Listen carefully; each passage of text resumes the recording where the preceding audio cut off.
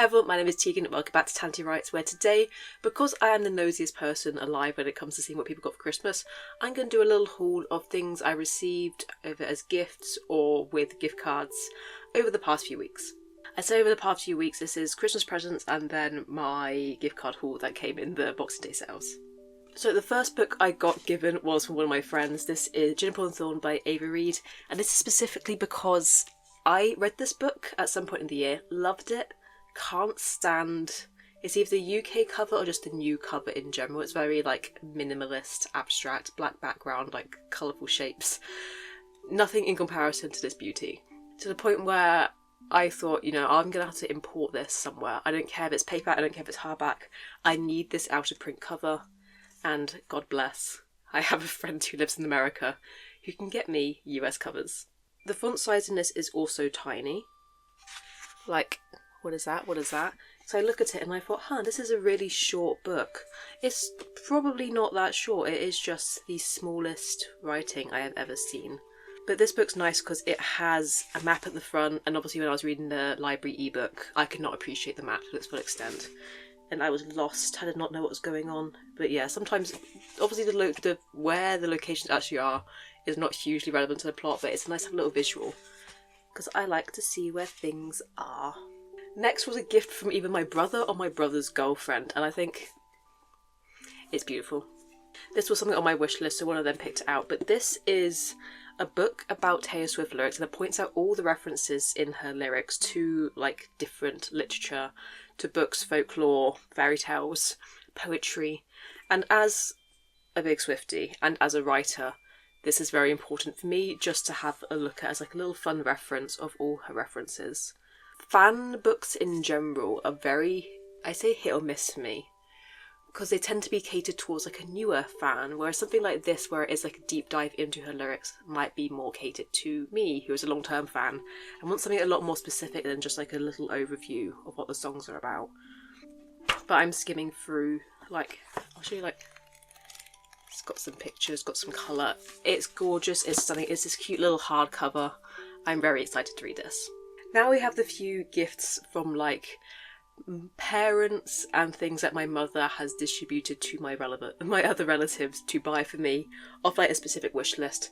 And these are all books that I've read at some point in life, mostly in the past year, that I've loved, absolutely adored, but didn't own a physical copy of. Because I'm trying to get a lot better at asking for books that I haven't read yet.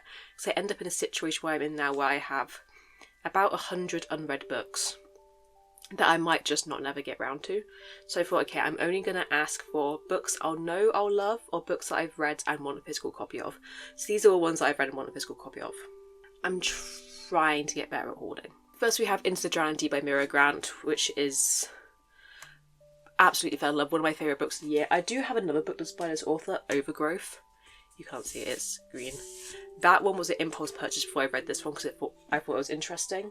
And now it's good to know that I probably will love that one, and that bumps that to the top of my TBR. But this is a book about a group of scientists who are going to, is it near the Marianas Trench? To try and discover mermaids after the last exhibition, who went out to try and film a mockumentary about them, or just died. And this book for me has a very good blend of science and the folklore of mermaids, and also seeing mermaids as less of a beautiful half-human, half-fish creature and more of a monster, and I love it. I don't have a full review for this one up anywhere, but it is mentioned in my favourites of the year list in like a slight more detail. Next we have Sword Heart by T. Kingfisher, which loved, enjoyed. For me this was like almost like a shock enjoy, because I love T. Kingfisher, but this one is more romantasy rather than fancy romantic element. And as someone who's not a big romancy reader, I thought it was going to take a lot for me to be sold on this one. But adored. Completely loved. Somewhere around here I have the Paladin's Grace series, which I think is kind of in this universe, and this one is kind of in the Clock Tower duology universe, but like a bit to the left. So I love reading through this and then seeing references to the other book, but really enjoyed this one. Very happy to have in my collection. This is heavy. This is a thick, high quality, blinding white paper, so it almost has like a Amazon's KDP self-publishing vibe, but it's not. It is a trad pub. Born Bliss by Caitlin Devlin. It was, again, it's on my favourite list for the year, another surprise favourite, because I wasn't expecting to enjoy it, but I follow this author on TikTok because I loved her talking about her writing process and her publishing journey, and I thought I'll give this a go because I think it was on like Prime Reading or Kindle Unlimited or something like that, and I read it and absolutely adored it. This book is, if you're a fan of Taylor Jenkins Reid, specifically Seven Husbands and Daisy Jones and the Six, you'll probably love this one. Because again, it's like a commentary on fame, famous people telling lies, getting in scandals. It's very fun. And I feel bad that every time I talk about this book, I keep saying that I wasn't expecting to enjoy it. But I really did.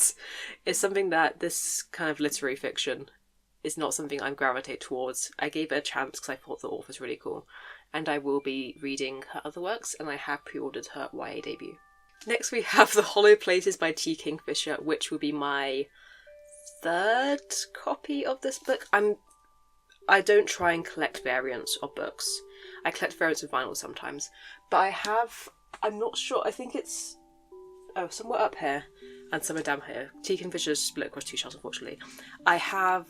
First of all, I read it as a library book maybe last year. I think is when I started getting into T. Kingfisher a lot, the year before. Read it as a library book. I got the paperback copy because I had the paperback copy of Nettle and Bone, which is also why I have the paperback copy of Sword Heart. So I got the paperback copy, and then Illumicrate, part of Evernight, their horror collection, released somewhere up here behind me are the three very beautiful special edition T. Kingfishers, which are The Hollow Places, The House for Good Bones, and The Twisted Ones. And I got that stunning copy of that, and they look very good as like a little trilogy set. And then I saw that there's another version of The Hollow Places, and like, first of all, look at this end paper into the edges. Look at that. And I think, and the eyes in there as well, but I think I accepted that The Hollow Places is my favourite T. Kingfisher. Very close to The Clock Tower duology, which should be one book, not two. So I thought, okay, if I'm going to collect something, I'm going to collect this book. And I'll limit myself at this book. It's also nice because they're just like cute little hardbacks. They don't take up like any more space than, like, it's the same size as a paperback. I don't feel bad that this is going to take up like so much of my shelf space. And then, okay, I lied. There's another book I'm trying to very collect a little bit, and that is Piranesi by Susanna Clarke. I would kill for the Folio Society version. Can't afford it, can't justify it right now, but I had this. I got the paperback one. This one I had on my list for a while, and I only got the paperback one because this one was not being obtained for me off my wish list. But this, it's got all the shells, and it's got the kind of wraparound foiled hardcover case art. And this book, I will probably say is like my favourite book of all time. It's one that I keep coming back to over and over again. I've reread it via audiobook multiple times since the first time I read it. And I'm just going to keep coming back to it. So yeah, I wish this sticker was a real sticker to peel off, because it kind of ruins this black abstract minimalist vibe. But completely adore this book. I will have as many copies as I can get my hands on. I think the last time I felt this strongly about collecting copies of a book was when I got The Song of Achilles when I was, a teenager, and was absolutely devastated by it and thought, this is the only book to ever exist, I need to get it loads of times. But the thing is that my Song of Achilles fixation was so bad back then that I almost did start collecting international editions. And that's why I kind of draw the line here, because I don't need a book in a language that I can't read. And finally, we have the last few books that I bought. These were with the gift card I got from my nan in the Waterstones Boxing Day sale. They had a couple, actually, first of all, they had a lot of books I was interested in this half price. It's mostly half price hardcovers, and the odd few paperbacks are like a pound or two cheaper. But the thing is, I already own half the hardcovers. So there were two books that I got as the hardcover. Also, this was shipped by Foyles rather than Waterstones, which is very confusing for me. The first one is The Court of the Dead, which is the second book in Rick Riordan's, Nico and Will. I think it's going to be a trilogy. I will say I own the first one, not read it yet. But I thought I'll get the second one as it was reduced to like £10. Might have been £8 or £9. This one is unfortunately a huge hardcover, so I'm going to have to find space to slip it in somewhere. And I'm not actually sure where the first book is right now. It's up there somewhere. But as Nico is my favourite Percy Jackson universe character, I know I'm going to really enjoy these books. And I think it's fun that Rick has a co-writer to kind of expand his knowledge, his perspective a bit more. Okay, so this is where all the books I haven't read before are.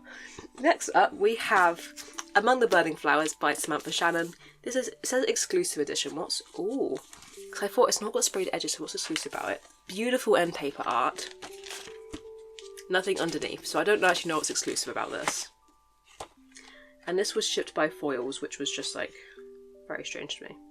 And I got this. First of all, I own a physical copy of every book Samantha Shannon has currently released. I have this, I have A Day of Fallen Night, I have Pirate of the Orange Tree, I have the 5 books of the Bone season. And that's because I always knew I was going to have like an interest in her works, I'm just getting around to it. But when I was in uni, she did a book event in my uni town. And no one ever comes, first of all, to the southwest of England to do these events. And second of all, to my middle of nowhere neck of the woods.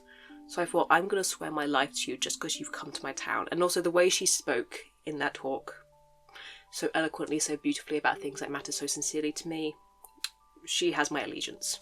So I walked into that event with, this was for when A Day of Fallen Night came out. So I walked in with my pre-order copy of A Day of Fallen Night. When I was in the queue to get it signed, I acquired another one. I acquired Pirate of the Orange Tree. And then sometime in a different Warzone cell later, every Samantha Shannon book just appeared on my doorstep. She's earned my allegiance. This one is the prequel to Pirate of the Orange Tree. I don't know if it comes before A Day of Fallen Night, or if it's like A Day of Fallen Night, this one, and then Pirate of the Orange Tree. I'm not sure what the reading, like the universe chronological order is. I'm also not sure what order I'm going to read these in. I think I'm probably going to go for publication order, because that seems like, obviously the length for this one seems the best for new readers, but I think publication order might work best for me. I'm getting around to it. So at some point this year, I will read Pirate of the Orange Tree. Probably via ebook because the hardcover is massive, and due to my fibromyalgia, my wrists don't work. But I will be reading Samantha Shannon this year. But if not, I hope she's really enjoyed having my money. And yeah, this one was half price, but it came from Foils. Don't know. I know they all own each other, but strange. And the final book I got was the book and lyrics for Next to Normal, which is, I would say it's my favourite musical. I've not observed enough musicals to like say that for certain, but out of the things I have a interest in, this is very high up for me. And I only got this because when I saw Next to Normal in the West End, August 2024, like just before it ended, and I was very, very broke when I went there, so I got a programme and no merch, and I really want merch because that's how I show my love for things. I am a physical collector.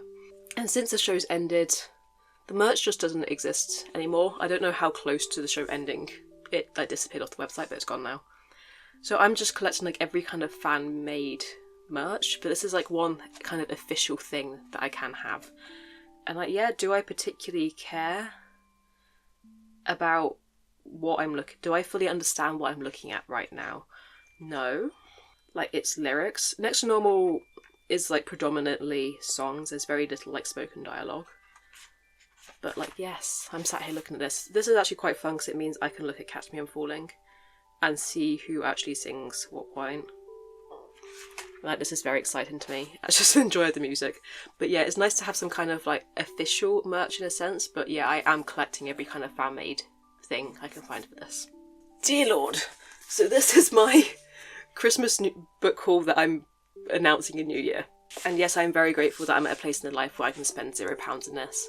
I have family who don't know what to get me for gifts, so I get books off a wish list that I've pre-decided and gift cards to buy other books. Sometimes people not knowing what to get you outside of your one reader personality trait is very good. So yeah, thank you so much for watching this video. I don't mean any kind of haul to come off as like bragging, promoting consumerism, but I read these things. You'll think a lot worse if you see my vinyl collection. Thank you so much for watching this video, and I hope to see you next time. Bye!